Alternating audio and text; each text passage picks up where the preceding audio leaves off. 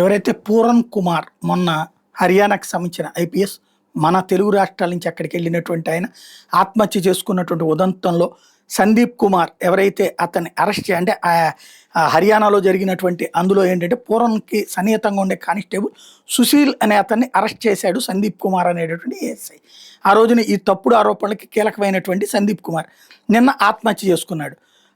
ఇది నిన్ననే మనం మాట్లాడుకున్నాం. అయితే ఇప్పుడు ఈ ఆత్మహత్య వ్యవహారంలో ఇది ఊహించని పరిణామమైంది.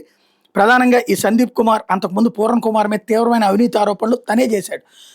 ఇప్పుడు ఈ సందీప్ కుమార్ మృతదేహాన్ని రోహ్తక్లో నివాసంలో గుర్తించారు.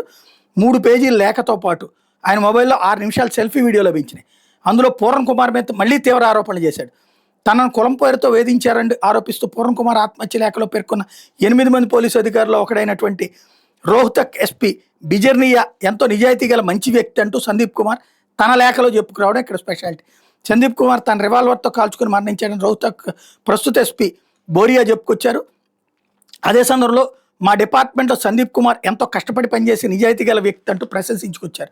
సందీప్ ఆత్మహత్య లేఖ గురించి మీడియా ప్రశ్నిస్తే దాని గురించి ఇప్పుడే మాట్లాడడం దాని గురించి సమస్యలకు దారితీస్తుందని చెప్పుకొచ్చారు. ఫోరెన్సిక్ బృందం దర్యాప్తు జరుపుతోందని చెప్పుకొచ్చారు. తన మరణంతో అయినా దేశం నిజం తెలుసుకుంటుందని సందీప్ తన సెల్ఫీ వీడియోలో చెప్పుకొచ్చాడు. పూరన్ కుమార్ అవినీతి పరుడు, అందుకు అనేక సాక్ష్యాలు ఉన్నాయి. దర్యాప్తులో వివక్షను నిరసిస్తూ నేను ప్రాణత్యాగం చేస్తున్నాను. అవినీతి కుటుంబాన్ని అస్సలు వదలొద్దు, కుల రాజకీయాలతో వ్యవస్థను హైజాక్ చేస్తున్నారంటూ అందులో రివర్స్లో అంటే అతని కులపరంగా వివక్ష కాదు, అతని అవినీతి పరుడైతే కులం పేరుతో అతన్ని కాపాడుతున్నారన్నటువంటి కోణాన్ని ఈయన ఆత్మహత్య ద్వారా పబ్లిక్ నోటీస్కి తీసుకెళ్తున్నానని చెప్పుకొచ్చారు.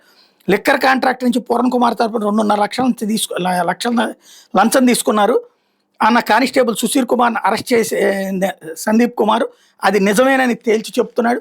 At the same time Haryana DGP శత్రుజిత్ని ఈ నేపథ్యంలో మరొక వైపున బదిలీ చేశారు. అక్కడ ఓపీ సింగ్కి తాత్కాలికంగా డీజీపీ బాధ్యతలు అప్పచెప్పారు.